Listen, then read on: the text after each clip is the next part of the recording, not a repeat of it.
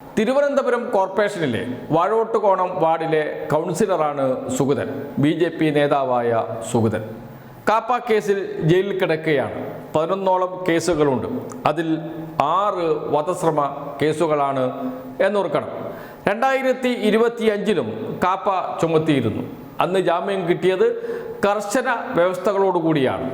എന്നാൽ വീണ്ടും കുറ്റകൃത്യങ്ങൾ ചെയ്തു. അതേ തുടർന്ന് വീണ്ടും കാപ്പ ചുമത്തി ജയിലിലടച്ചു. ജയിലിൽ കഴിയുന്ന സുഗതൻ ഇപ്പോൾ ചരിത്ര പുരുഷനായി മാറി. ആരാണ് BJPയുടെ ഒരു ഗുണ്ട നേതാവിനെ ചരിത്ര പുരുഷനാക്കി മാറ്റിയത്? UDF സർക്കാർ. UDF സർക്കാരിനോട് കോടതി ചോദിച്ചു, ജയിലിൽ സത്യപ്രതിജ്ഞ ചെയ്യാൻ അനുവാദം കൊടുത്തുകൂടെ, അതിനുള്ള ഒരുക്കങ്ങൾ നടത്തിക്കൂടെ എന്ന്.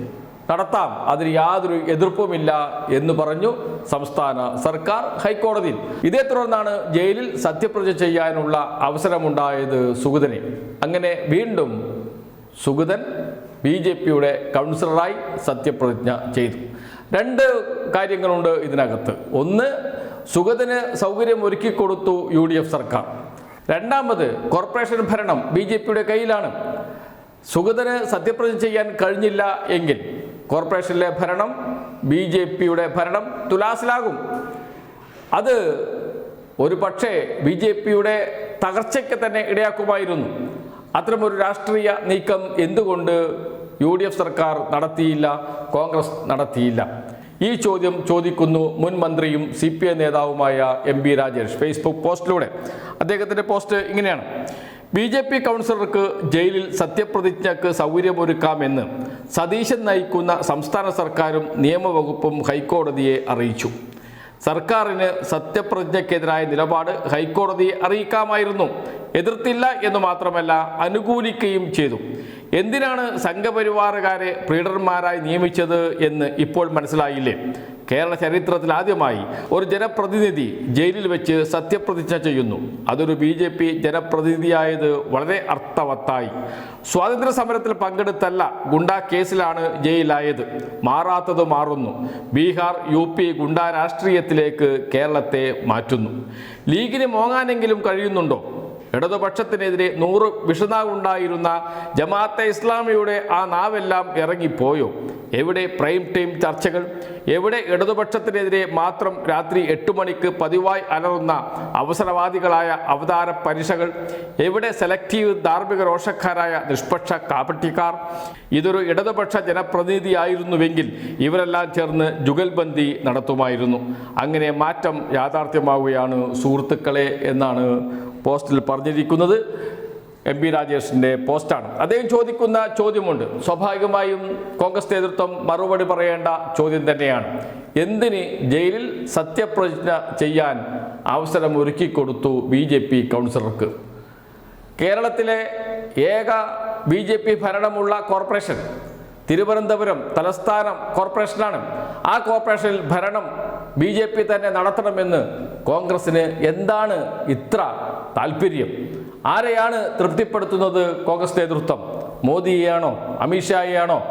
BJPയെ തൃപ്തിപ്പെടുത്തി BJPയുടെ അജണ്ട കേരളത്തിൽ നടപ്പാക്കുന്നതിന് വേണ്ടിയാണോ കേരളത്തിൽ UDFനെ വിജയിപ്പിച്ചത്? UDFിൻ്റെ ഘടകകക്ഷിയായ മുസ്ലിം ലീഗ് എന്തേ മിണ്ടാത്തത്? UDFനെ വിജയിപ്പിക്കാൻ അഹോരാത്രം പണിയെടുത്ത ജമാഅത്തെ ഇസ്ലാമി എന്താ അവരുടെ നാവിറങ്ങിപ്പോയോ? Prime time ചർച്ചകളില്ലേ? അന്തിച്ചർച്ചകളില്ലേ? ഇതിപ്പോൾ ഒരു CPM പ്രതിനിധി ആയിരുന്നുവെങ്കിൽ ഇവിടെ അന്തിച്ചർച്ചകൾ കൊണ്ട് നിറഞ്ഞേനെ. CPM നന്നാക്കികൾ രംഗത്തിറങ്ങിയേനെ. എല്ലാ ടെലിവിഷൻ ചാനലുകളിലും അവർ നിറഞ്ഞു നിന്ന് CPMനെ നന്നാക്കാൻ ഒരുങ്ങി പുറപ്പെട്ടേനെ.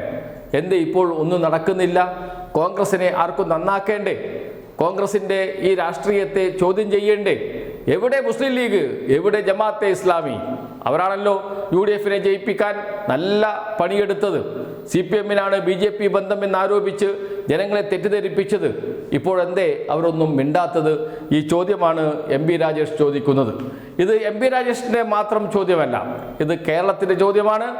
കേരളത്തിൽ കഴിഞ്ഞ കാലങ്ങളിൽ നാം കണ്ട കൊണ്ടുപിടിച്ച പ്രചാരണമുണ്ട് CPMനെതിരെ, LDFനെതിരെ. പ്രധാനപ്പെട്ട ആയുധം എന്താണ്? BJP-യുമായി സഖ്യമുണ്ട്, BJP-യുടെ ഭരണമാണ്, മുണ്ടുടുത്ത മോദിയാണ് കേരളം ഭരിക്കുന്നത്. ഒരു ഘട്ടത്തിൽ പ്രതിപക്ഷ നേതാവ് VD സതീശൻ പറഞ്ഞൊരു വാക്യമുണ്ട്, മോദിയുടെ അനുജനാണ് കേരളം ഭരിക്കുന്നത് എന്ന് വരെ പറഞ്ഞു വെച്ചു. BJP-യുടെ B ടീമാണ് കേരളം ഭരിക്കുന്നത് എന്ന് പറഞ്ഞു. ഇപ്പോൾ ആരാണ് കേരളം ഭരിക്കുന്നത്? B ടീം പോലുമല്ല, BJP തന്നെയാണ്. BJP-ക്ക് വേണ്ടി UDF നടത്തുന്ന ഭരണം, അതാണ് ഇപ്പോൾ കേരളത്തിൽ നടന്നുകൊണ്ടിരിക്കുന്നത്. അതല്ലെങ്കിൽ തിരുവനന്തപുരം കോർപ്പറേഷനിലെ BJP ഭരണത്തെ ഒന്ന് ഭയപ്പെടുത്താനെങ്കിലും കഴിയുമായിരുന്നു UDF-ന്. എന്തുകൊണ്ട് UDF അത് ചെയ്തില്ല? കോൺഗ്രസ് കൗൺസിലർമാരുണ്ട് തിരുവനന്തപുരം കോർപ്പറേഷനിലെ, അവർ BJP-ക്കെതിരെ നിരന്തരം പോരാടിക്കൊണ്ടിരിക്കുന്നു എന്നാണ് പറയുന്നത്. BJP ഭരണത്തിനെതിരെ അവിശ്വാസ പ്രമേയം കൊണ്ടുവരാൻ ശ്രമിച്ചവരാണ്. എന്തിന്?